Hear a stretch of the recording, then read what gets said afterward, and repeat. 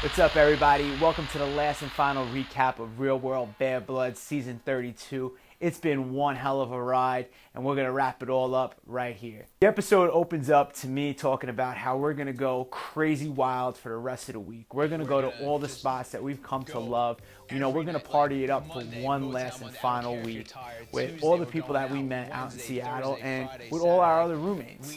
So we're hoping to have a great week, but as you guys already know, it didn't turn out to be the happy ending everybody was hoping for. To kick our last and final weekend off in Seattle, we head out to Aston Manor, and for some crazy reason, production ended up cutting out my DJ set.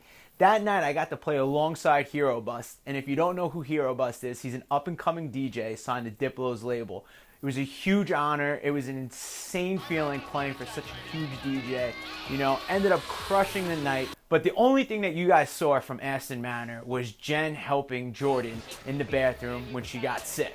Jen did the right thing. She picked Jordan up. She got her out of the club and started heading out with a few of the roommates and jumping in the van. As Peter's getting into the van, he realizes he never closed his tab at the bar.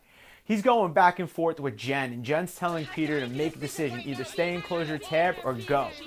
And Peter just wants to hear what he wants to hear and doesn't realize the severity of getting Jordan home and getting her feeling better ASAP.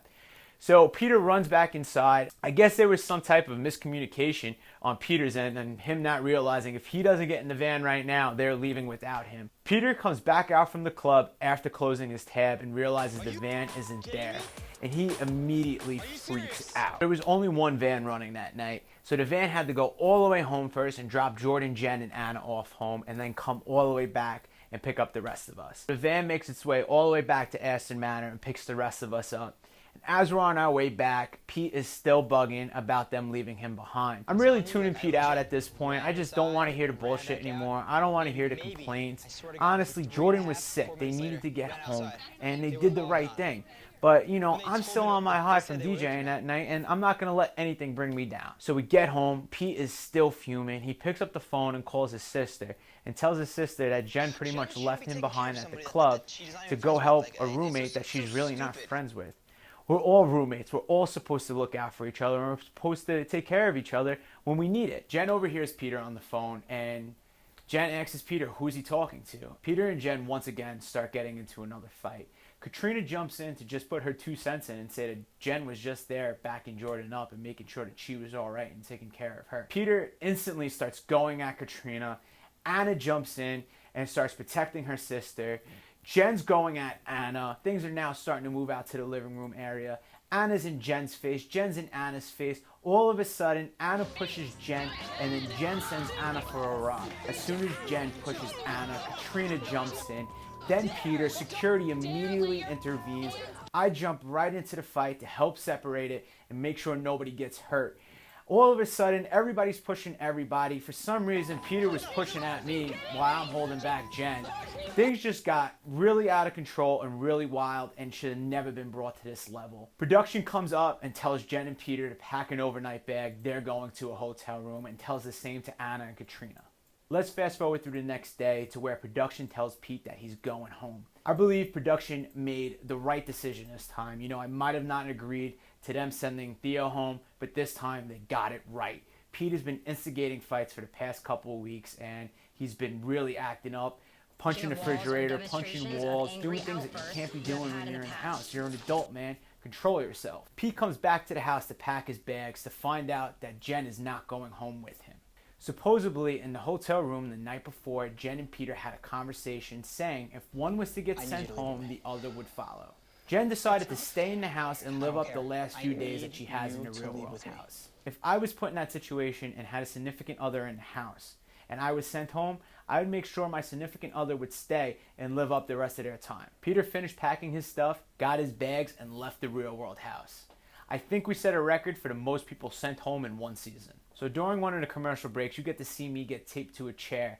You know, I really thought I was going to be able to break out of this chair. I really underestimated how strong that tape really was. Willie from Philly wrapped my arm like 2-3 dozen times. You know, everybody else got my feet, my other arm, taped my chest to it.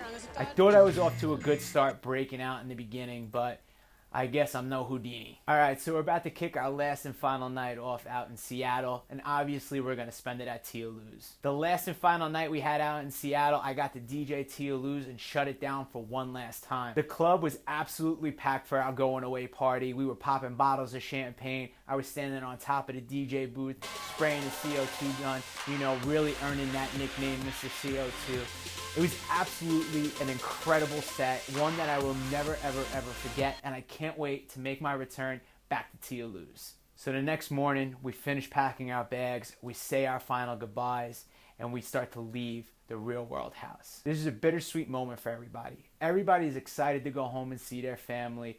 Everybody's excited to get back to normal life, but nobody wants to leave their roommates behind.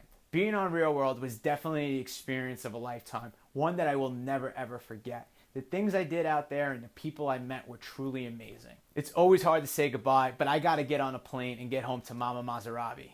So as soon as that truck turned into my driveway, my family busted out to welcome me home. Got out of that truck, hugged my mom, hugged my dad, hugged my sisters and my brother, and instantly a feeling was taken over of relief. I was so happy to be home and be with my family. You know, we went inside as that door shut behind us and we celebrated me being back with the family. We had a big dinner that night. I had family over, I had friends over. We ate a lot of pasta, we drank a lot of wine, we cried, we laughed. It was honestly so overwhelming to be home. It was ridiculous being back in my house, and it almost took me a second to readjust. I remember the first week being home, my times were all off from everybody else. I was up, people were sleeping, I was tired, they were awake. It definitely took some adjusting to be home, but I was glad to be back. All right, everybody, it's a wrap. That was the last and final episode of Real World Bad Blood Season 32. Thank you so much for tuning in each and every week. Thank you for coming along on this ride. It's been freaking crazy. This isn't the last you're going to see of me. Maybe you'll see me on another MTV show. And also, now that I'm not doing these recaps each and every week, I'll be posting other videos. So make sure to like and subscribe to my YouTube channel. And I'll see you guys real soon.